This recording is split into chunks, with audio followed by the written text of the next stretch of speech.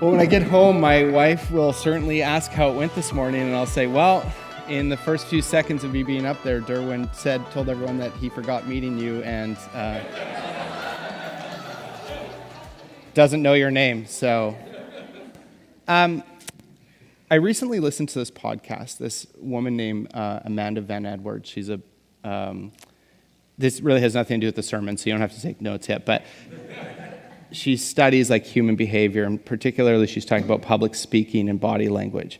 And she said something that was horrifying when I listened to it at the time, and she said, in the first 7 seconds that a public speaker's on stage, people have already kind of subconsciously formed their opinion of that person, decided what they think, how they're going to listen, all that. That was horrifying at the time. Then I broke my ankle ice skating and realized anytime I get on stage to speak, my first 7 seconds is going to be me just like trying to like clunk this big purple cast over to the middle of the stage. So hopefully the remaining seconds can be a little bit more glorious than that in our time together. Two quick things about Derwin. I'm going to start with something really great about him, and then I'm going to maybe switch lanes a little bit. So, besides him forgetting my wife's name, but you guys have a really good pastor, and maybe that sounds like just, and he's not. Well, I don't think he's paying me extra to say that. We could negotiate after if you want, but I say that as someone who's visited a lot of churches and met a lot of pastors and knows that the North American church is going through, I would say, a really challenging time in its history, and there are a lot of places where there's a lack of health, and I don't know the last time you've taken time to just remember how blessed, how good you have it to have a good pastor with a great pastors, Angel and Derwin. I know your wife's name, no big deal, but I'm not going to let that go. And I don't know the last time you took a moment to encourage him. A couple decades at the same church, it gets tiring. There have been times when probably each and every one of you have been upset with a decision Derwin or Angel have made. Maybe currently you're upset about a decision or a direction. Maybe they changed one of the songs or something that's really forbidden in churches. And man, you guys have a gift here. You have a gift in Derwin. On another note, Derwin, and I'll say, Derwin's actually been volunteering to mentor me. I'm in this leadership cohort, and they pair each of us with another pastor who's, I'm going to try to say this like nicely, has been on the planet a little bit longer than us, a little bit more mileage on them. And Derwin and I have been meeting together, and he's been such an encouragement and such a gift to me. And out of that, he said, hey, do you want to come speak in my church sometime? And my initial reaction was, what an honor. And I am really honored to be here this morning. What an honor. This is so good. And then I started realizing maybe Derwin's a little smarter than I realized at first, because I'm not a sports person. I don't watch sports. And I just found out this week that he handed me Super Bowl Sunday, that Sunday where everyone's like, hey, could you shut up and finish up the message, because I got to get home and start making nachos. And that would be one thing, but here's what I realized right away. He's like, you want to speak up? I'd be like, oh, I'm so honored. He's like, great, Matthew 15:21-28. We're going to work through this. I'm just going to read this to you really quickly to just give you a little bit of a glimpse of what Derwin invited me into. Maybe some of you are keeners and have read ahead. Leaving that place, Jesus withdrew to the region of Tyre and Sidon. A Canaanite woman from that vicinity came to him, crying out, Lord, Son of David, have mercy on me. My daughter is demon-possessed and suffering terribly. Jesus did not answer a word, so his disciples came to him and urged him, send her away, for she keeps crying out after us. He answered, I was sent only to the lost sheep of Israel. The woman came and knelt before him. Lord, help me, she said. Here it is. Here's the great invitation from Derwin. He replied, it is not right to take the children's bread and toss it to the dogs. Yes, it is, Lord, she said. Even the dogs eat the crumbs that fall from their master's table. Then Jesus said to her, woman, you have great faith. Your request is granted. And her daughter was healed at that moment. Derwin might think, because he's been doing this a little bit longer than me, that I don't see through the invitation to be a guest speaker on the week where Jesus seems like this racist, sexist guy. But I get it. I get what's going on here. Honestly, it's an honor. I've never gone to teach on this passage before, and I'm really excited to do so. I want to let you know, Derwin said some things about me. There's not much you need to know about me. After today, I won't be around that much, and honestly, my hope would be that you kind of forget about me and just remember who Jesus is. But I want to let you know maybe one thing about me that kind of sets a stage for what we'll do this morning. Probably many different pastors or preachers Maybe some of them have a really defined objective in like their preaching task and their public speaking. Maybe some of them are like, this is my goal. Maybe for some, it varies from week to week, and maybe some, if you're like, what's the point of, like, what's your goal in preaching? Maybe some wouldn't have an answer. Me, I have one, and it's really simple, and it's really kind of like elementary, basic. I'm a pretty simple person when it comes to this task. And what I like to say is that my greatest goal in preaching, no matter what text, no matter what topic or anything, is to reintroduce the voice of God into the modern church. And here's a picture I'll give you, and then we'll get into this pretty quickly.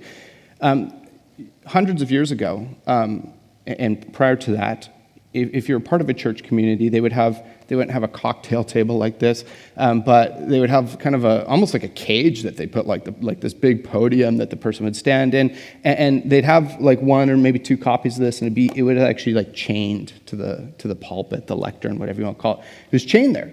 It was kind of a power play by the church. So like, you come here to our meetings, and you can hear the Bible. Now, some people were not happy about that. Some people were discontent with that. I would have been one of those. And they went to great lengths to change that. Many of them gave their lives. They were martyred. They worked hard to kind of break the chains of that and to give this to people. And now today we have more access to this than we've ever had before.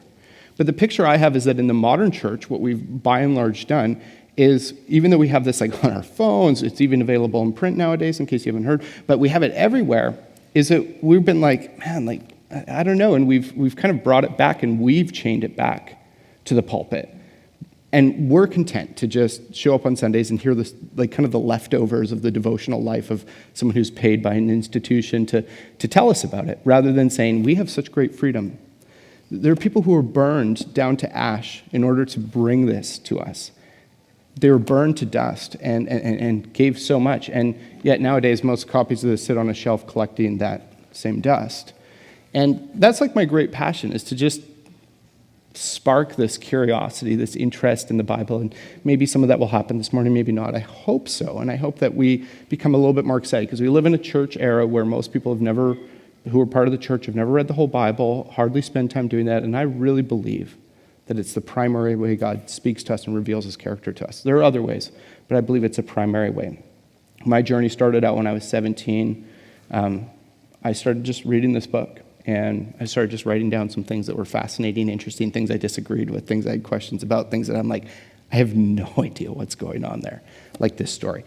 And it changed my life, and I know it can change your life too. So I don't know where you're at in that journey. None of that's to make you feel guilty, but hopefully to encourage you. We're going to work through this passage kind of fairly quickly and just make some comments. And what I really hope is not that I'm going to teach some great thing, but that we'll journey through this passage together. This is a weird story, right? There are some weird stories in the Bible, lots of really weird ones.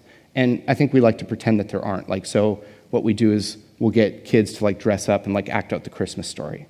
That shows up in one gospel. This shows up in two of the gospel accounts. We never get kids up here like acting out this kind of like racist interchange. If you guys have been here for a while going through Matthew, that story where Jesus goes across the lake and there are those two demon-possessed guys, some of the Gospels say they were naked and screaming, so I call them the shrieking streakers, but we don't get kids to like act that out. I mean, we probably go to jail if we do, right? There's some weird stories. This shows up more times in the Bible than the birth account of Jesus. That's crazy. It's a weird story. One of the things I find difficult with a weird story like this is that there's so many directions it can go. A lot of times there's a pretty clear point, a lot of directions it can go. And so, because of that, this is a long intro, but because of that, there isn't going to be this big bottom line or go do this thing, it's going to change your life, you'll live your best life now.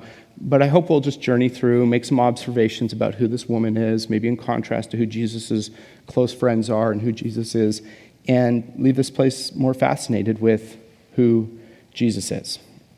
Verse 21, leaving that place. So when Matthew says leaving that place or he went to the other side, usually that's just showing like an ethnic shift, going from a Gentile region, a non-Jewish region, to a Jewish region, or vice versa. So again, this is kind of a parallel in some ways in my mind to that story of the shrieking streakers, where, if you don't remember it, it's in Matthew something 8, 9, something, I don't know. Anyways, you can also read the story in Mark 7, the story of this woman here. But It just shows the shift, and that's important to an audience back then.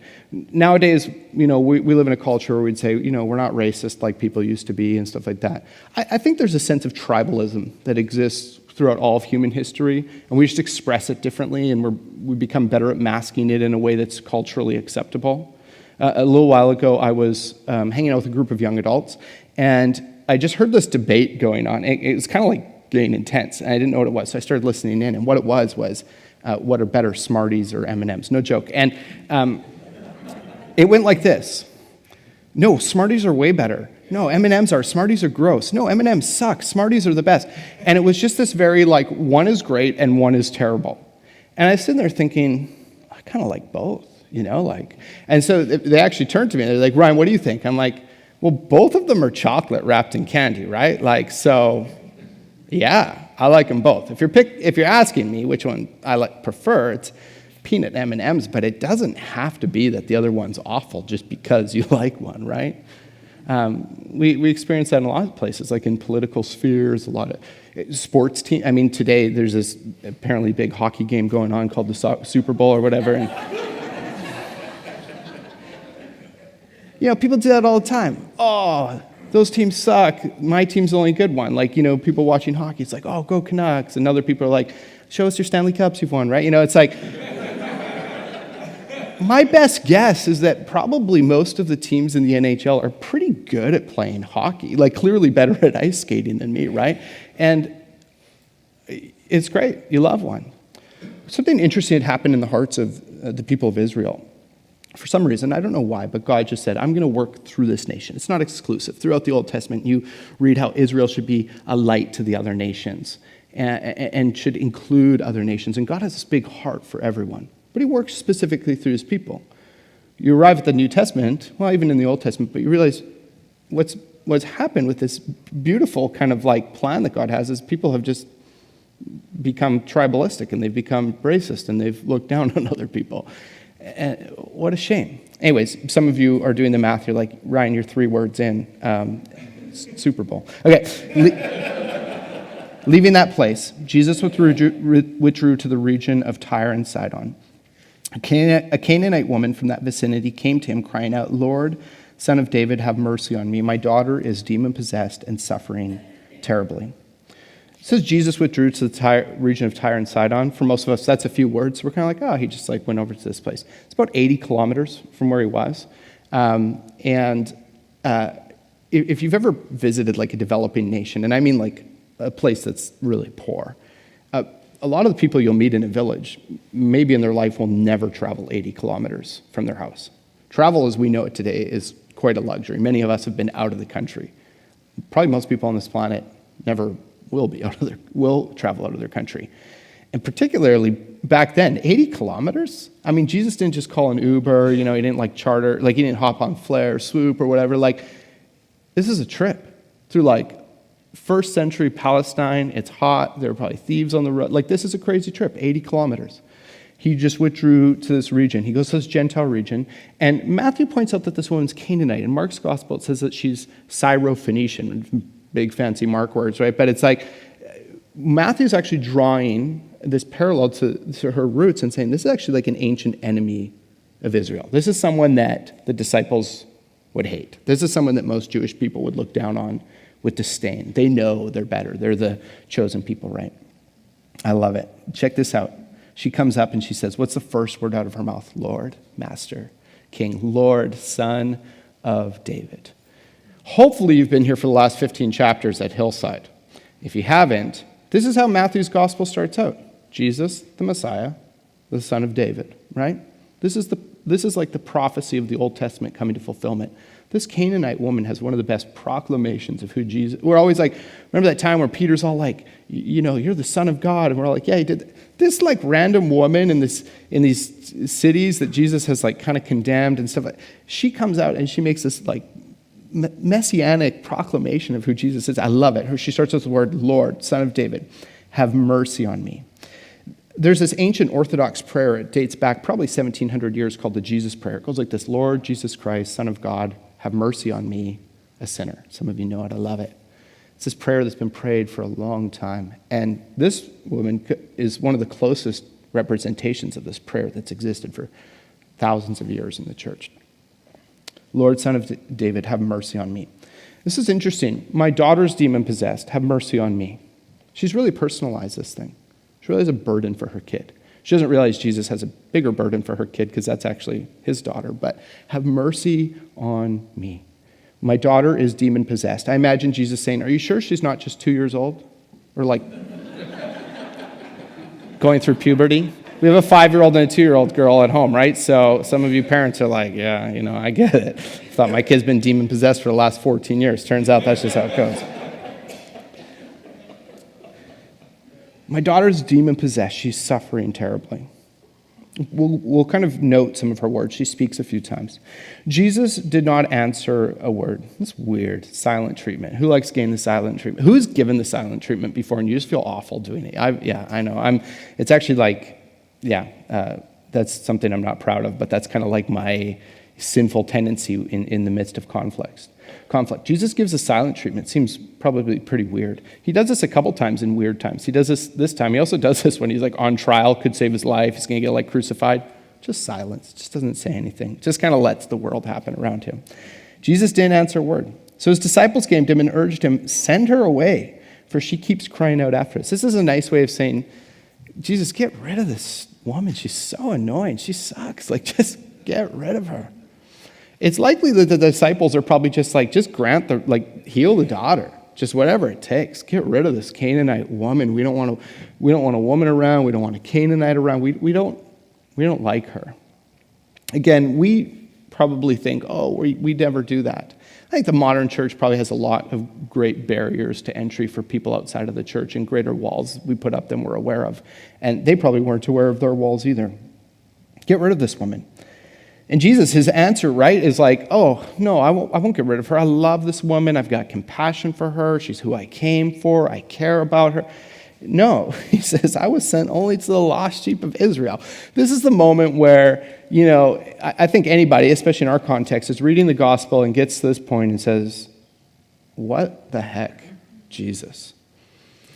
Maybe a quick comment about this. This is interesting language because some scholars debate about whether Jesus is saying, I was sent for the lost sheep who are part of Israel, or I was sent for Israel, who is lost sheep, if he's talking about all of them. I would argue that he's probably talking about all of them. He's saying, my nation, Israel, I'm trying to do this great work through you, and you guys have thrown it away. You guys are lost. I've been sent only to the lost sheep of Israel. I think if we read the whole Bible, we get the sense that Jesus wasn't saying, I'm only sent to them, I only care about them. But for some reason, and I don't know why, but he had this plan still. He's still sticking to this plan, even though it's not gone that well a whole bunch of times, which maybe sounds bad, but I think the same about my own life. He has this plan to work through me, and I screw it up all the time. And he says, this is still my plan. I've come to put my house in order so that my house will be a place of light to the nations. It's kind of that when you're on the airplane and they're like, put your air mask on first and then help the person beside you. He's like, I think Jesus is coming to resuscitate this thing. He's like, we got to get this thing breathing, and then we're going to help those around us. I was sent only to the lost sheep of Israel. At this point, this woman, at this point, I would be embarrassed. I'd feel dejected. I'd go away. The woman came and knelt before him. And again, what's the first word out of her mouth? Lord, help me. Lord, help me, she said. Oh man, so far this woman said, Lord, have mercy on me. Lord, help me. What a humble voice of prayer. This language here that says she came and knelt before Jesus, the Greek is proskuneo. Now, you also don't need to remember that. In Hebrew, the equivalent is shakah. And this actually means whenever you read kneel and bow, you can probably assume that this is showing up. This is the word in the Bible, the primary word for worship. So some translations will say she came and worshiped Jesus. Now, what's interesting, all of us in the modern era are like, well, did they have the lyrics on the screen? Was there a drummer, lights, Speaking of which, that little drummer dude this morning, come on, that's crazy. That was awesome, yeah. There's no band. It's weird. How is she worshiping? Worship in the Bible, and I'm not knocking on music, worship in the Bible is hardly ever connected to getting together and doing kind of group karaoke on a Sunday morning. That's a beautiful thing that the church has done for a long time and that we get to do. But a lot of times, again, I think we simplify that to it's like, okay, I'm going to go do my 30 minutes of worship. It's kind of like we're an EV that gets like charged up, once in a while. It's just like, sing these songs. Oh, I don't like that song, so I got a little bit less of a charge. No, it's like this woman comes and she worships. She kneels. She surrenders her life. She lays her life in front of Jesus and says, I've got nothing. Have mercy on me and help me, Jesus. You are Lord. It's this thing of humbly coming before him. What does prayer usually look like in the modern church?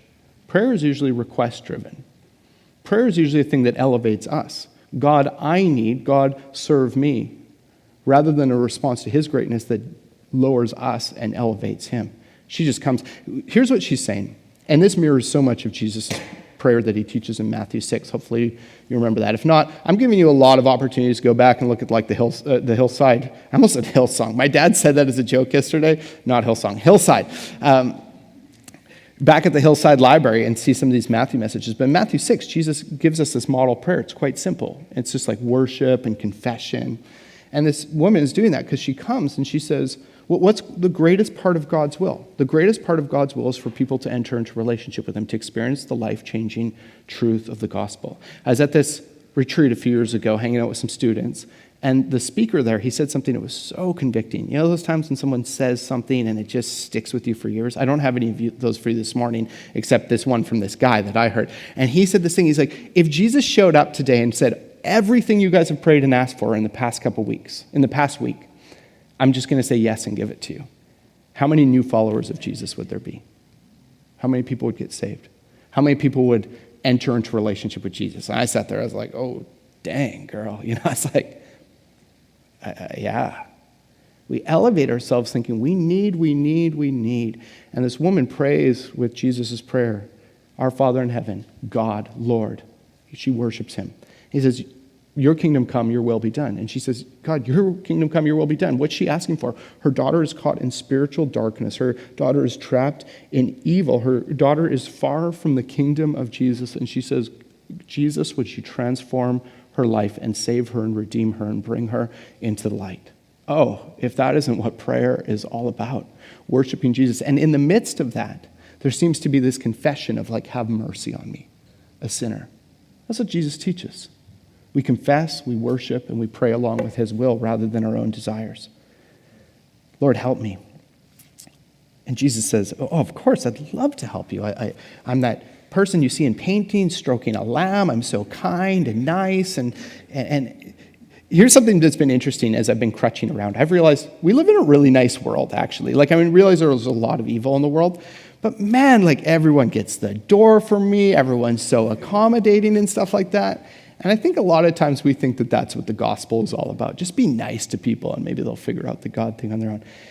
Jesus is not very nice sometimes. He's kind. He's loving. This is his response. It is not right to take the children's bread and toss it to the dogs. This has got to be a typo, right? This has got to be they messed something up somewhere. It's not right to take the children's bread and give it to the dogs. Valentine's is coming up. Just a little tip to the men. Dog is not a good piece of language to use for that girl that you're pursuing. Most women don't like it. I'm not speaking from experience, I've just heard. Most women don't want to be called a dog. What's interesting in this context is that the Canaanites, Gentiles, would be called dogs, would be referred to as dogs by the Israelites. They're better, right? They're more superior. They're great, and those are mangy dogs. Now, when we think about dogs, we think about everyone's got their vaccinated, they've spent thousands of dollars on this nice animal.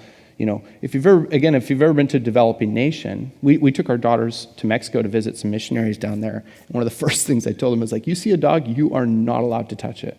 It's not a thing. I went up for this run on the side of this mountain, and one of my hopes while I was running, it's kind of in the middle of the desert, was that I'd see a rattlesnake, and people were like, oh, that's crazy. And I'm like, yeah. They're like, that's dangerous. What happened on this one time I was on the run is I kind of come around this corridor, and I look down, and about 150 feet away, there are these 4 dogs just in the middle of nowhere in the desert. Those are dangerous, gross. I stopped, and I was like, please give me a pit of snakes instead of this. I stopped, kind of, figured out I'm still alive. I don't have rabies, I promise. But no one's going to be shaking my hand afterwards. But dogs in Jesus' day were mostly gross. However, there were some really luxurious people who had trained dogs, and the language that Jesus used here was actually differentiated from what the Jews would normally refer to the Gentiles as those gross, mangy dogs. It would be like a nice, beautiful house pet. Now, I realize that's still not a compliment. You're like, Ryan, you're doing some like serious Bible acrobatics here. I get a sense that sarcasm's my love language. I get the sense that Jesus was sometimes sarcastic. You can argue with me if you want. It's not really like that biblical. But here's an example from my own life. And I don't want to step on any theological toes, and I'm happy to disagree on this theological point. But me, theologically, I believe that women should have access to all roles of ministry in the church and all spaces of leadership, and people should serve according to their gifting. Now, some churches don't, and I want to respect that. But sometimes, so my wife, she'll speak, or like I'll have a friend who's like doing something, and sometimes I'll make a joke like, shouldn't you like wear a head covering while you're doing that? Now, you might not think that's funny, but that's kind of my way of kind of poking a hole at what's being said on the other side of that. That's not an insult to my wife. I think what Jesus is doing there is a little bit of that. I think he's testing this woman's faith, but he's also probably making an example to his disciples and poking a hole at what he knows is going through their hearts and minds. Her response, and this is what this passage all comes down to. Yes, it is, Lord. Now, she's not saying, yes, it is good to like she's not arguing. She's actually agreeing. The language there is she's saying, you're right. She just agrees. In our modern era, she should have slapped him, right? She just stood up and just wham, smacked him across the ankle and broken it or something. But she should have hit him and walked up. She says, yes, God, you're right. But then she says, even the dogs eat the crumbs that fall from their master's table. So Jesus is surrounded by a group of dudes, and they do a lot of awesome things. But here are some of the things they also do. Hey, Jesus, love everything you're doing. Small request, nothing big, just a little thing. In heaven, when you're ruling the universe, can one of us sit at your right hand and one of us at your left hand? Could we do that?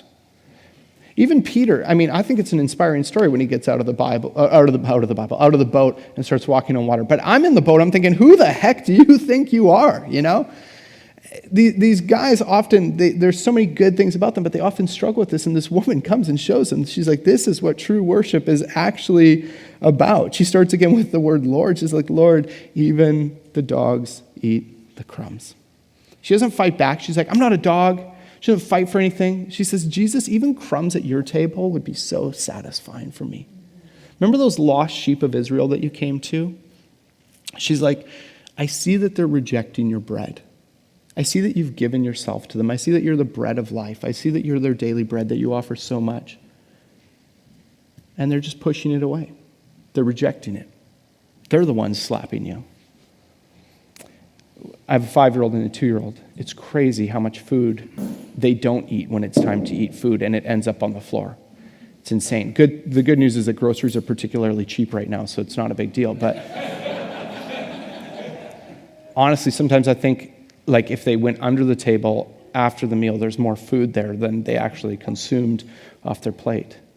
Jesus comes to a bunch of like screaming toddlers, the Israelite church people, us, people who comfortably have the religious thing going and have kind of adopted some kind of system of this is how you check the boxes. And again, this comes back to my great passion for this thing. It's like, it's so easy to come to church on Sundays. It's quite affirming. We can have friends and we can feel encouraged in doing it. And we can listen to the spiritual leftovers of a person. And you have Derwin, so they're great spiritual leftovers. And we can sing the songs and we think we can feel very affirmed and empowered in of ourselves and be like, oh, I'm doing it. I'm like, I'm all Jesus-y and all that. And Jesus says, are you content to just eat the crumbs? He's saying, my food is so good for you. Come and sacrifice yourself that you would rather delight in the doggy dish and you'd rather be a puppy underneath my table than the Lord of your own kingdom. This woman says, even if I need to be a dog licking up crumbs, I'd rather be in the presence and the kingdom of Jesus rather than chasing the other food that this world has to offer. This is the issue that Jesus faces. He comes, he says, I'm the Messiah, I'm the bread of life. I've set a feast before you in the presence of your enemies. And most people turn to a different table and say, I don't care. I don't want it. Again, that's like, comes back to my great passion. It's like, is reading the Bible hard? For sure. Is it tough? Yeah. Is spending time engaged in meaningful prayer tough? For sure. It's like what this woman went through. This is tough. Following Jesus is hard. There's no question about that. When it becomes really comfortable and easy, we're probably missing it or we're probably doing it wrong. Then Jesus said to her, finally, Jesus says what we expect him to say. Woman, you have great faith. Your request is granted. And her daughter was healed at that moment. See what happens when we actually surrender and sacrifice our own desires to the will of the great Father and are content to just even eat the breadcrumbs from his table, if that's what we have. The world around us starts to change. We often think, oh, purpose is all about going out and doing and doing and doing. Our purpose in Jesus is really to be in relationship with him, a sacrificial, surrendered relationship where we say, I am more delighted in, I am more fascinated by your voice than all the things that the world has to offer me. This woman, every time she speaks, 3 times she speaks, what does she say? Lord, Lord, Lord. Besides words like to and the and stuff like that, it's like the most frequent word in this.